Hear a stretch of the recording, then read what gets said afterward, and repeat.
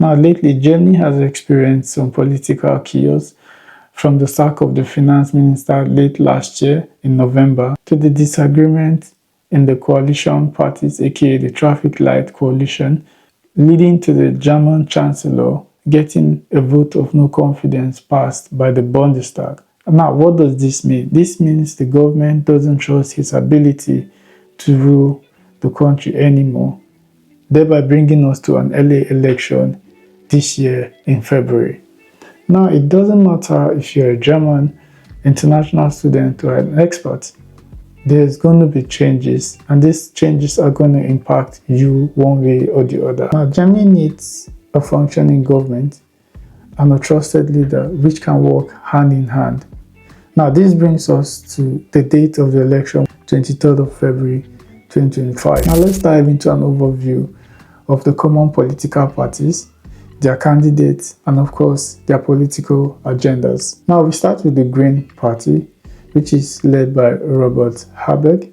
Now, this political party are all about protecting the environment and climate change. Now, they are more protective of the environment, and then they tend to focus on supporting equality, diversity, and inclusivity, as well as pushing renewable energy and fighting climate change. Now, as an expert and international student, you might like their immigration policy as they tend to make it smoother. But in as much as they have a sweet part of their agenda, there's also a flip side of their agenda. Now, their policies might limit personal freedom, encouraging people to eat less meat or phasing out gas-powered cars. Then there is the issue of their green agenda, which is not helping the economy at all. Germany relies on manufacturing industries, of which such agenda will definitely not fly because it's going to have a negative impact on the economy as well as cause job losses and instability in the economy. Now, next up is the FDP, which is the Free Democratic Party. Now, this party is all about personal freedom, boosting the economy, and cutting down on red tapes.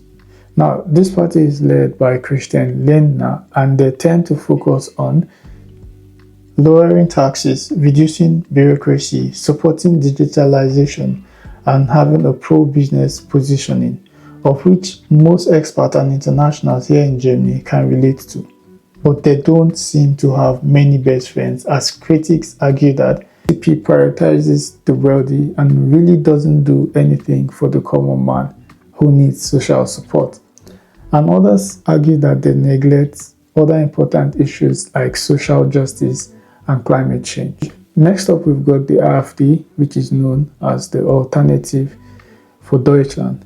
Now, this party is known for a lot of controversial things and is presently led by Alice Windel. And most times they are referred to as the right wing or far right. It all depends on who you ask or how the person sees them.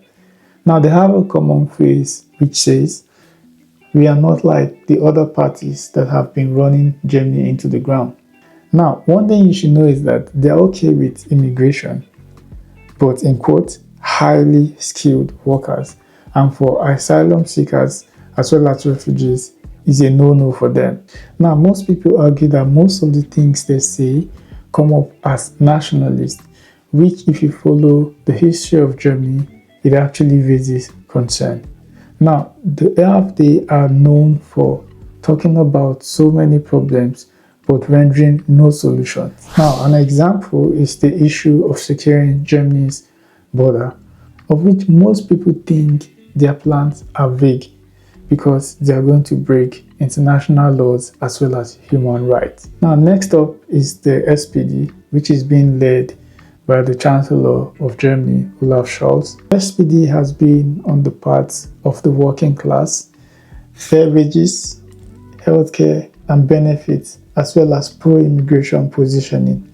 Of course, most international students and experts will smile at this, as they tend to make immigration smoother with better immigration policies. One thing you should be aware is that SPD has also had their ups and downs in some of their policies in the past, which didn't sit well with some of their supporters, which then made some of these supporters look to the other side. Now it is seen that they lack the leadership and direction to make an impact in the country. Now lastly is the CDU/CSU, which is Germany's most traditional and conservative political platform and is led by Friedrich Merz. Now they are all about stability, family values, community, and Merz is also big on making Germany more economic competitive and also pushing for lower corporate taxes, smaller social security contributions, and cutting through red tape, of which all of this focuses on making Germany friendly. Here's the flip side of the CDU/CSU. They have been resistant to change, in recent times have proven to be less innovative with some of their policies. Now in all of this, what does this mean for Germany and for you who is watching this video and concerned? Immigration policy has been seen as a hot topic in all of the parties' agendas and making it easier for skilled individuals to move to Germany. Germany's economy is under pressure, and of course the parties have different ideas on how to solve the problem. It's an interesting time in Germany.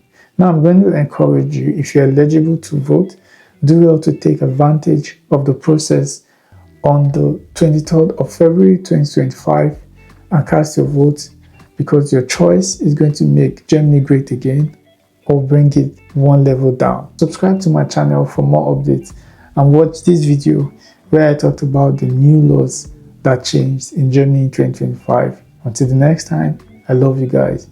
Stay focused, stay motivated. Peace out.